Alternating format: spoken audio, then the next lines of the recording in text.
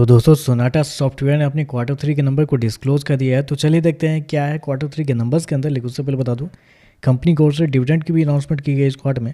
₹1.25 के हिसाब से कंपनी आपको डिविडेंड देने जा रही है, जिसका जो रिकॉर्ड डेट होने वाला है आपका 13 फरवरी होने वाला है। तो याद रखिए 13 फरवरी रिकॉर्ड डेट है ₹1.25 डिविडेंड के लिए। चलिए नंबर देखते हैं। डाटा लाख्स में है, मैं आपको क्रोस में बता रहा हूँ।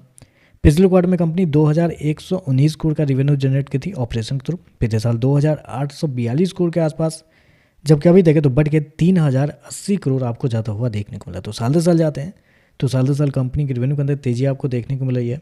लगभग बोल सकते हैं आप 8% के आसपास का जंप है कंपनी के रेवेन्यू के अंदर साल दर साल। जबकि क्वार्टरली बेस पे जाते हैं तो क्वार्टरली बेस पे भी कंपनी के रेवेन्यू के अंदर तेजी आपको देखने को मिली। यहाँ पे देखते हैं तो यहाँ पे एक बड़ी तेजी आपको देखने को मिल रही है। लगभग बोल सकते हैं 48% के आसपास का जंप है। तो कंपनी का रेवेन्यू देखें साल दर साल 8% के आसपास बढ़ा है, लेकिन क्वार्टरली बेस पर एक बड़ी तेजी आपको देखने को मिली है। चलिए कंपनी खर्चे क्या निकलते हुए वो देखते हैं। पिछले क्वार्टर में 1987 करोड़ खर्च किए थे, पिछले साल 2727 करोड़।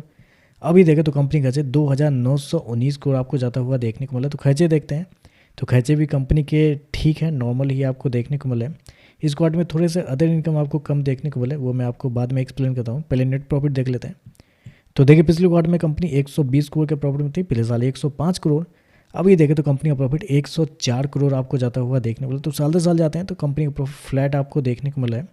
जबकि क्वार्टरली बेस पे जाते हैं तो यहाँ पे गिरावट आपको देखने को मिल रही है। तो नेट प्रॉफिट देखें तो नेट प्रॉफिट आपको थोड़े कमजोर आपको देखने को मिला है। उसके पीछे का रीज़न है कंपनी का एक्सेप्शनल आइटम, क्योंकि लेबर कोड्स के थ्रू इस क्वार्टर में कंपनी को 31 करोड़ के आसपास का नुकसान हुआ है, जिसकी वजह से कंपनी का नेट प्रॉफिट जो है वो आपको गिरता हुआ देख लो। क्योंकि ऑपरेटिंग प्रॉफिट देखते हैं, पिछले साल 136 करोड़, पिछले क्वार्टर में 163, अभी देखें तो 172 करोड़ आपको देखने को मिल रहा है। तो नेट प्रॉफिट देखें तो साल दर साल एक बड़ी तेजी है, लगभग 27 से 28% के आसपास का जंप है कंपनी के ऑपरेटिंग प्रॉफिट के अंदर। जबकि क्वार्टरली बेस पे जाते हैं तो यहाँ पे भी आपको जंप आपको देखने को मिला है। ऑपरेटिंग प्रॉफिट बढ़ा है, लेकिन कंपनी का नेट प्रॉफिट जो है वो आपको गिरता हुआ देखने को मिला है कंपनी के एक्सेप्शनल आइटम की वजह से।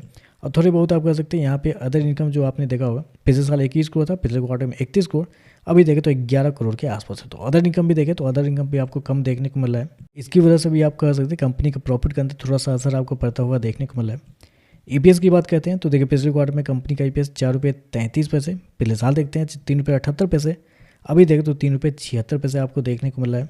तो ओवरऑल अगर देखा जाए तो नंबर मतलब मिक्स टाइप के नंबर आप कर सकते हैं, एवरेज या मिक्स आप जो भी कर सकते हैं। क्योंकि रेवेन्यू ठीक है, रेवेन्यू आपका साल दर साल क्वार्टर क्वार्टर बढ़ता हुआ देखने को मिला है, लेकिन नेट प्रॉफिट गिर रहा है, ऑपरेटिंग प्रॉफिट बढ़ रहा है। लेकिन प्रॉब्लम ये है ना कि ये आईटी कंपनी के गिरावट पिछले कुछ दिनों में देखने को मिले, आईटी कंपनी के जितने भी शेयर उसके अंदर, तो उस वजह से ये शेयर भी आपको गिरता हुआ देखने को मिल जाता है।